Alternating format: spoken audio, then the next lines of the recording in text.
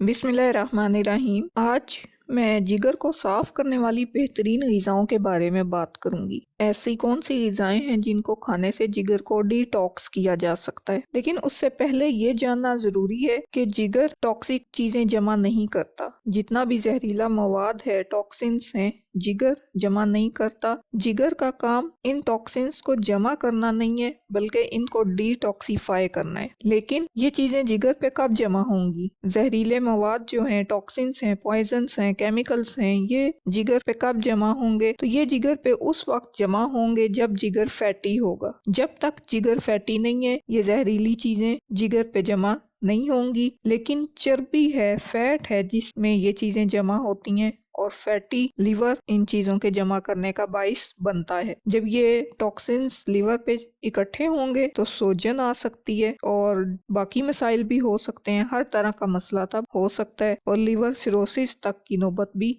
आ सकती है। लीवर का अपना काम तो टॉक्सिन्स जमा करना नहीं है, इसका काम तो डिटॉक्सिफिकेशन है। लेकिन इसके ऊपर जब ये चीजें जमा होती हैं तो अब पहले मैं ये बताती हूँ कि ये चीजें इसके ऊपर जमा क्यों होती हैं, और ये तभी समझ आएगा जब हमें लीवर के फंक्शन के बारे में थोड़ा सा पता चलेगा। तो लीवर का जो बुनियादी फंक्शन है वो डिटॉक्सिफिकेशन है, केमिकल्स को, पॉइजन्स को, टॉक्सिन्स को खत्म करना। लीवर बाइल प्रोड्यूस करता है जो डिटर्जेंट के तौर पर काम करता है। ये बाइल फैट्स को तोड़ती है, चर्बी को तोड़ती है, उससे ग़िज़ाई अज्जा निकालती है और बॉडी को सप्लाई करती है। जिगर हार्मोन्स भी बनाता है, हार्मोन्स प्रोड्यूस करता है, और ये हार्मोन इंसुलिन नुमा हार्मोन होते हैं। ग्रोथ फैक्टर नंबर 1 होता है ये, और ग्रोथ हार्मोन जो ब्रेन से बन रहा होता है, पिट्यूटरी ग्लैंड से बन रहा होता है, उससे ये मिलता जुलता होता है। तो ये ग्रोथ हार्मोन लीवर में भेजा जाता है और लीवर के जरिए फिर ये आगे काम करता है। और करता क्या है? पट्ठों की तामीर करता है और प्रोटीन बनाता है, चर्बी को, फैट को जलाने में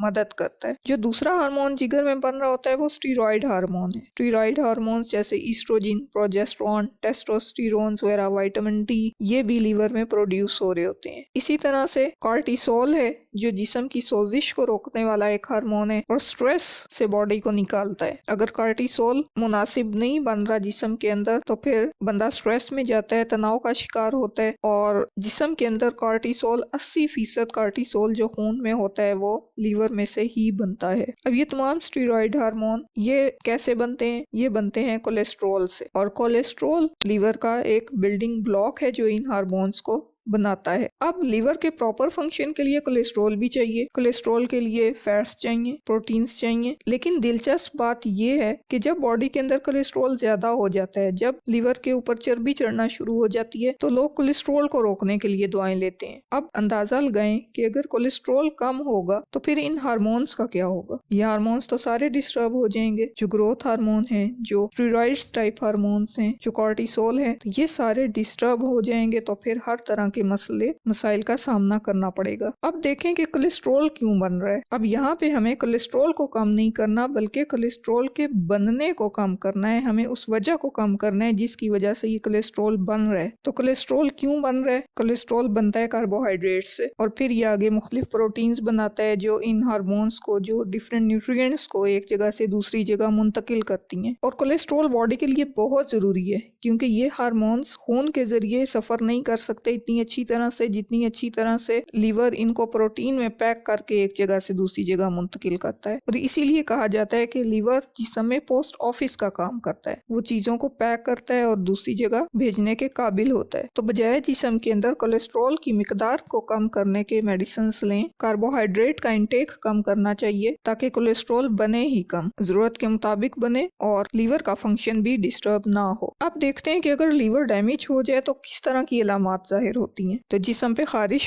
हो सकती है, आंखों की सफेदी का रंग जर्द हो सकता है जिसे यरकान कहते हैं, सुस्ती का शिकार हो सकता है बंदा, जोड़ों में दर्द हो सकते हैं, जोड़ों में सोजिश हो सकती है। तो ये चीजें जाहिर करती हैं कि जिगर का मसला है। और अगर इनके साथ मतली आती है, नौजिया होता है, तो ये एक बहुत बड़ी अलामत है कि वाकई ही में लीवर का मसला है। जब पीते में पत्थरी बनती है तो ये भी यकीनी तौर पर जिगर का ही मसला होता है, क्योंकि जिगर बाइल बनाता है और बाइल की कमी और कोलेस्ट्रॉल की ज्यादती पत्थरी बनने का सबब बनती है। तो अगर लीवर का फंक्शन नॉर्मल कर दिया जाए तो ये हार्मोन्स और जितने बाइल प्रोडक्शन अच्छी होगी, जब ये चीजें अच्छी होंगी तो ये मसले मसाइल खुद ही हल हो जाएंगे, बजाय हमें एक एक चीज को उठा के उसके लिए हम मेडिसिन इस्तेमाल करें। हम लीवर का फंक्शन प्रॉपर करते हैं और ये चीज डाइट के थ्रू भी हो सकती है। इन बेहतरीन ग़िज़ाओं का जिक्र करते हैं जिनके थ्रू हम लीवर का फंक्शन बेहतर कर सकते हैं, इसकी डिटॉक्सिफिकेशन कर सकते हैं। और डिटॉक्सिफिकेशन की जरूरत तभी पड़ेगी जब लीवर फैटी होगा, उसके ऊपर टॉक्सिन्स इकट्ठे होना शुरू हो जाएंगे। सबसे पहले सब्जियां हैं। अब सब्जियों में सबज पत्तों वाली सब्जियां, जिन्हें क्रॉसीफेरस सब्जियां कहा जाता है, क्रॉसीफेरस वेजिटेबल्स, इनमें काली ब्रोकली शामिल है, मूली शामिल है, सरसों का साग, सलाद के पत्ते और इस तरह की बाकी सबज पत्तों वाली जो सब्जियां हैं वो शामिल हैं। इनमें सल्फोराफिन नामी एक कुदरती फाइटोन्यूट्रिएंट होता है जो बहुत ज्यादा मिकदार में होता है। जो सल्फोराफिन नामी फाइटोन्यूट्रिएंट है ये जिगर की इन्फ्लेमेशन कम करता है, उसकी सोजिश को कम करता है। जब सोजिश कम होती है तो फिर जिगर का फंक्शन बेहतर होता है। सोजिश इंसुलिन के खिलाफ मज़ाहमत का बाइस बनती है, जिसकी वजह से इंसुलिन ज्यादा होती है।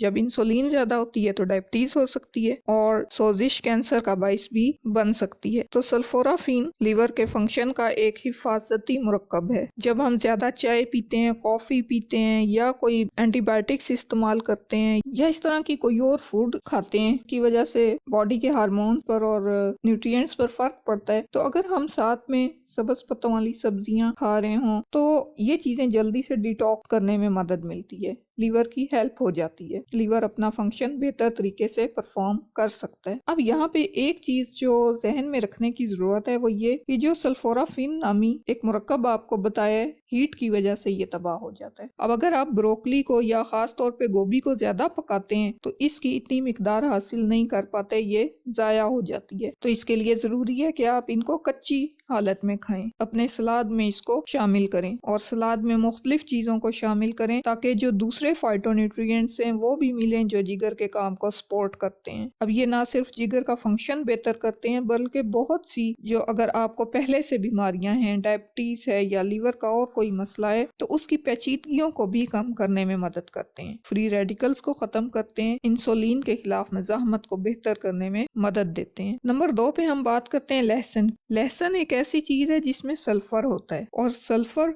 जिगर को डिटॉक्सिफाई करने के साथ साथ कुदरती एंटीबायोटिक के तौर पर भी काम करता है। लहसुन एंटीबैक्टीरियल भी है, एंटी वायरल भी है, एंटी फंगल भी है। तो वायरस हो, बैक्टीरिया हो, फंगस हो, ये सबके खिलाफ कुव्वत मुदाफ़अत फराहम करता है और फैटी लीवर के लिए ये वाकई में बहुत अच्छा है। इसके अंदर विटामिन बी बहुत ज्यादा होता है, खासतौर से विटामिन B1 बहुत ज्यादा होता है। तो लहसुन एक सुपर फूड है जो इन्फ्लेमेशन को दूर करता है, सोजिश को दूर करता है और एंटीऑक्सीडेंट है, कैंसर से लड़ने के खिलाफ भी ये कुव्वत मुदाफ़अत फराहम करता है। तीसरे नंबर पे हम बात करते हैं हल्दी की। हल्दी में मौजूद फाइटोन्यूट्रिएंट क्रैक्यूमिन है जो सोजिश को कम करने के लिए मदद करता है। अब अगर हम जिगर को देखते हैं तो जिगर एक ऐसा ऑर्गन है, सबसे मजबूत ऑर्गन है जिस्म का, जो रिकवर कर सकता है जब तक ये मुकम्मल तौर पे तबाह ना हो जाए। तो ये खुद को रिकवर कर लेता है, बस इसको थोड़ी सी देखभाल की जरूरत होती है जो हम खुराक में थोड़ी सी रद्दोबदल करके लीवर की मदद कर सकते हैं। अब अगर हम लीवर का फंक्शन देखें तो ये टॉक्सिफिकेशन इसका फंक्शन है और हर तरह की चीज इसमें जाके डिटॉक्सिफाई होती है। और हल्दी एक ऐसी चीज है जो भारी धातुओं को भी डिटॉक्सिफाई कर सकती है, जैसे लेड, मरकरी, कैडमियम। तो अगर इनकी टॉक्सिसिटी हो जाए, पॉइजनिंग हो जाए, तो फिर हल्दी उसमें जिगर के फाल को बेहतर करने के लिए अच्छा रोल प्ले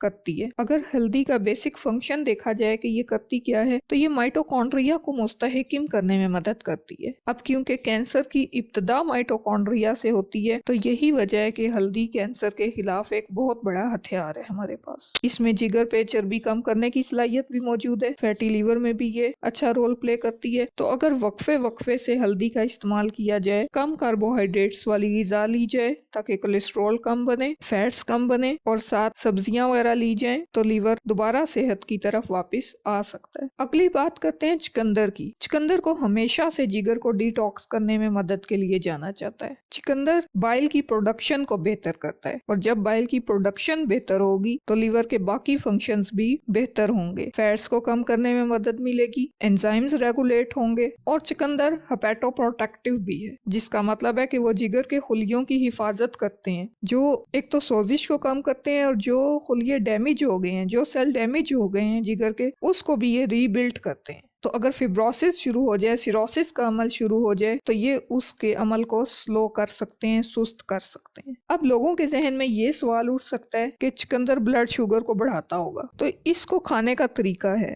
अगर आप चुकंदर का जूस पीते हैं तो वाकई ये ब्लड शुगर को बढ़ाएगा, लेकिन अगर आप इन्हें उबाल कर खाते हैं और इसमें मौजूद फाइबर्स को भी साथ इस्तेमाल करते हैं तो इसमें आधे कप चुकंदर में सिर्फ 6.7 ग्राम कार्बोहाइड्रेट्स होंगे, जो कि ज्यादा नहीं है। ये ब्लड शुगर को नहीं बढ़ाएगा। तो बजाय जूसेस पीने के पूरा फाइबर समेत फल खाना चाहिए। अब अगली खुराक जिसके बारे में बात करते हैं वो है मशरूम। मशरूम के अंदर ग्लूटाथायोन की मिकदार बहुत ज्यादा होती है और ये एक एंटीऑक्सीडेंट होने के साथ साथ हेपेटोप्रोटेक्टिव भी है, यानी कि ये डिटॉक्सिफिकेशन का काम भी करती है और ये लीवर के जो सेल्स हैं उनकी हिफाजत भी करता है ये केमिकल। अगली बात करते हैं एवोकाडो की। एवोकाडो का इस्तेमाल भी ऐसा ही है जैसा मशरूम का, यानी कि ये हेपेटोप्रोटेक्टिव है, डैमेज सेल को रीबिल्ड करने में मदद करता है। इसके अंदर भी ग्लूटाथायोन पाया जाता है जो जिगर को सहारा देता है, जिगर के फाल को बेहतर करता है। अगर हफ्ते में एक एवोकाडो का इस्तेमाल कर लिया जाए तो ये बहुत होता है। जिगर की सोजिश को कम करता है। हेपेटाइटिस हो,